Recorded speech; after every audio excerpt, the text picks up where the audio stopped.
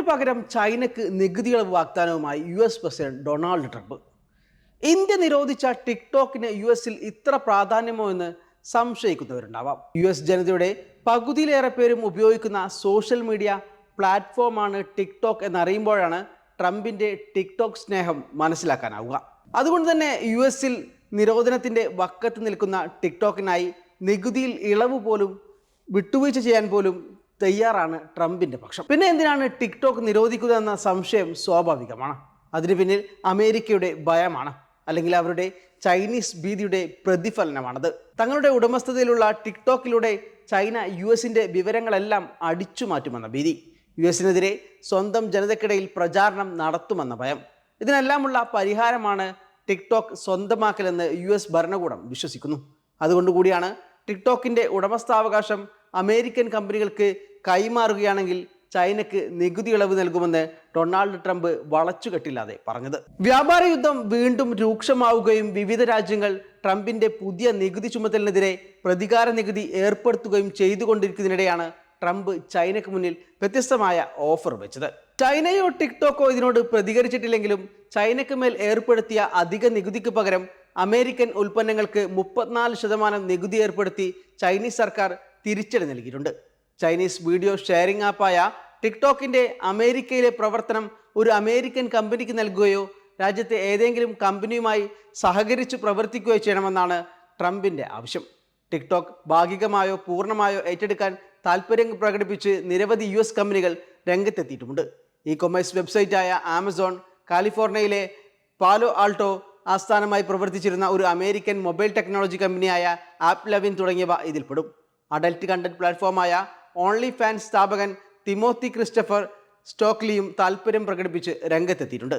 നേരത്തെ ടിക്ടോക്ക് ഏറ്റെടുക്കാൻ Microsoft Chinese കമ്പനിയുമായി ചർച്ച നടത്തുന്നുണ്ടെന്ന് US പ്രസിഡന്റ് ഡൊണാൾഡ് ട്രംപ് വ്യക്തമാക്കിയിരുന്നു. എന്നാൽ ചർച്ചകളെക്കുറിച്ച് പ്രതികരിക്കാൻ മൈക്രോസോഫ്റ്റോ ടിക്ടോക്കോ തയ്യാറായിരുന്നില്ല.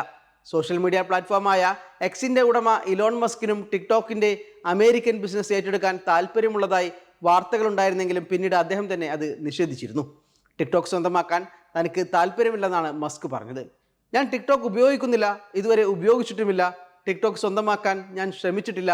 ജനുവരി 28-ന് വെൽറ്റ് ഇക്കണോമിക് സമ്മിറ്റിൽ നടന്ന ഒരു വെർച്വൽ അഭിമുഖത്തിനിടെ മസ്ക് പറഞ്ഞത് ഇപ്രകാരമായിരുന്നു: ടിക്ടോക്കിന് അമേരിക്കയിൽ പ്രവർത്തിക്കണമെങ്കിൽ 50% ഉടമസ്ഥാവകാശം അമേരിക്കയ്ക്ക് നൽകണമെന്നാണ് ട്രംപ് നേരത്തെ ആവശ്യപ്പെട്ടിരുന്നത്. ചെറിയ വീഡിയോകൾ സൃഷ്ടിക്കുന്നതിനും പങ്കിടുന്നതിനുമായി ബൈറ്റ് ഡാൻസ് എന്ന ചൈനീസ് IT കമ്പനി നിർമ്മിച്ച ഒരു സോഷ്യൽ മീഡിയ ആപ്ലിക്കേഷനാണ് ടിക്ടോക്ക്. 200 ദിവസം കൊണ്ടാണ് ഈ ആപ്ലിക്കേഷൻ വികസിപ്പിച്ചെടുത്തത്. ചൈനയിൽ 2016 സെപ്റ്റംബറിൽ ഡ്യൂയിൻ എന്ന പേരിൽ ആണ് ഇത് ആദ്യം പുറത്തിറക്കിയത്. ഒരു വർഷത്തിനു ശേഷം ഇത് ടിക്ടോക്ക് എന്ന പേരിൽ വിദേശ വിപണിയിലെത്തി. എന്നാൽ ചൈനയിൽ ഇപ്പോഴും ഈ ആപ്ലിക്കേഷൻ ഡ്യൂയിൻ എന്ന പേരിൽ തന്നെയാണ് അറിയപ്പെടുന്നത്. ഒരു വർഷത്തിനകം 100 ദശലക്ഷം ഉപയോക്താക്കളാണ് ടിക്ടോക്കിന് ലഭിച്ചത്. പ്രതിദിനം 1 ലക്ഷം കോടി വീഡിയോകൾ ഉപയോക്താക്കൾ ഇതുവഴി നിർമ്മിച്ച് വിതരണം ചെയ്തു. 2018-ൽ അമേരിക്കയിൽ ഉൾപ്പെടെ ലോകത്തിന്റെ പല ഭാഗത്തും ഏറ്റവും കൂടുതൽ ജനപ്രിയമേറിയ ആപ്പായി ടിക്ടോക്ക് മാറി. 150-ലധികം രാജ്യങ്ങളിലായി 75 ഭാഷകളിൽ ലഭ്യമാണ് ടിക്ടോക്ക്. 2018 ഒക്ടോബറിലെ കണക്കനുസരിച്ച് അമേരിക്കയിൽ ഏറ്റവും കൂടുതൽ ഡൗൺലോഡ് ചെയ്ത സോഷ്യൽ മീഡിയ ആപ്ലിക്കേഷനാണിത്. 2018-ന്റെ ആദ്യ പകുതിയിൽ ടിക്ടോക്ക് ആപ്പിളിന്റെ ആപ്പ് സ്റ്റോറിൽ നിന്ന് 104 ദശലക്ഷം തവണ ഡൗൺലോഡ് ചെയ്യപ്പെട്ടിട്ടുണ്ട്. ഫേസ്ബുക്ക്, യൂട്യൂബ്, ഇൻസ്റ്റഗ്രാം എന്നിവയെ അപേക്ഷിച്ച് ലോകത്തിൽ ഏറ്റവും കൂടുതൽ ആളുകൾ ഡൗൺലോഡ് ചെയ്ത iOS ആപ്ലിക്കേഷനും ടിക്ടോക്കാണ്. അമേരിക്കയിൽ 2024-ൽ ഏറ്റവും കൂടുതൽ ഡൗൺലോഡ് ചെയ്യപ്പെട്ട രണ്ടാമത്തെ ആപ്പ് ടിക്ടോക്കാണ്. ആപ്പിൾ സ്റ്റോറിൽ നിന്നായിരുന്നു ഏറ്റവും കൂടുതൽ ആളുകൾ ടിക്ടോക്ക് ഡൗൺലോഡ് ചെയ്തത്. ആഗോളതലത്തിൽ 500 മില്യണിലേറെ ഉപയോക്താക്കളാണ് ഈ ആപ്ലിക്കേഷന് ഇതുവരെ സ്വന്തമാക്കിയിട്ടുള്ളത്. ഉപയോക്താക്കൾക്ക് 3 to 15 സെക്കൻഡുകൾ ദൈർഘ്യമുള്ള ഹ്രസ്വ വീഡിയോകൾ എളുപ്പത്തിൽ സൃഷ്ടിക്കാൻ ഇത് ഉപയോഗിച്ച് സാധിക്കും. കൂടാതെ പശ്ചാത്തലത്തിൽ ഉപഭോക്താവിന് ഇഷ്ടമുള്ള സംഗീതം കൂട്ടിച്ചേർക്കാനും സൃഷ്ടിക്കുന്ന വീഡിയോ മന്ദഗതിയിലോ വേഗത്തിലോ ഒക്കെ ആക്കാൻ കഴിയുമെന്നതും ഇതിൻ്റെ പ്രത്യേകതയാണ്. മാത്രമല്ല ഉപയോക്താക്കൾക്ക് വൈവിധ്യമാർന്ന സംഗീത വീഡിയോയിൽ പശ്ചാത്തല സംഗീതമായി ഉപയോഗിക്കാനും സാധിക്കും. ടിക്ടോക്കിൽ ചെയ്യുന്ന വീഡിയോ മറ്റ് സോഷ്യൽ മീഡിയ പ്ലാറ്റ്ഫോമുകളിൽ മറ്റുള്ളവരുമായി പങ്കിടാനാവുമെന്നതും മറ്റ് സോഷ്യൽ മീഡിയ അക്കൗണ്ടുകൾ ഇതിൽ കൂട്ടിച്ചേർക്കാൻ കഴിയുമെന്നതും ഇതിൻ്റെ സ്വീകാര്യത വർദ്ധിപ്പിച്ചു. എന്നാൽ US-ഉം ഇന്ത്യയും ഉൾപ്പെടെയുള്ള വിവിധ രാജ്യങ്ങൾ സുരക്ഷാ കാരണങ്ങൾ ചൂണ്ടിക്കാട്ടി ടിക്ടോക്കിന് നിരോധനം ഏർപ്പെടുത്തിയിട്ടുണ്ടായിരുന്നു. ഡാറ്റ സുരക്ഷയിലെ ആശങ്കയാണ് നിരോധനത്തിന് ചൂണ്ടിക്കാട്ടിയ കാരണം. ചൈനീസ് കമ്പനിയുടെ ഉടമസ്ഥതയിലുള്ള ടിക്ടോക്കിലൂടെ പൗരന്മാരെ സ്വാധീനിക്കാൻ കഴിയുന്ന ക്യാമ്പയിനുകൾ നടക്കുന്നുണ്ടെന്നും അമേരിക്ക ആരോപിക്കുന്നു. ടിക്ടോക്കിൻ്റെ കണ്ടന്റ് റെക്കമെൻഡേഷൻ സംവിധാനം ഉപയോഗിച്ച് തെറ്റായ വിവരങ്ങൾ പ്രചരിപ്പിക്കാൻ ചൈന ശ്രമിച്ചേക്കുമെന്ന ആശങ്കയും അമേരിക്കക്കുണ്ട്.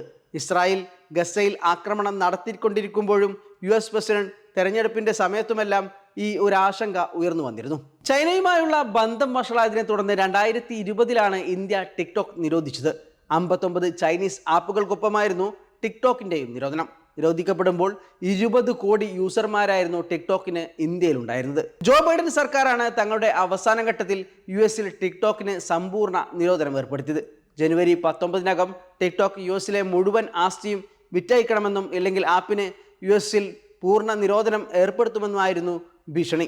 ഇത് പ്രാവർത്തികമാക്കാൻ സൗകര്യമൊരുക്കിയ പുതിയ നിയമനിർമ്മാണവും ബൈഡൻ നടത്തിയിരുന്നു. നിയമം അഭിപ്രായ സ്വാതന്ത്ര്യത്തെ ഹനിക്കുന്നതാണെന്ന് കാണിച്ച് ടിക്ടോക്ക് സുപ്രീം കോടതിയിൽ ഹർജി നൽകിയിരുന്നെങ്കിലും കോടതി ഇത് തള്ളിയതോടെ 19 നിരോധനം പ്രാബല്യത്തിൽ വരികയും ചെയ്തു.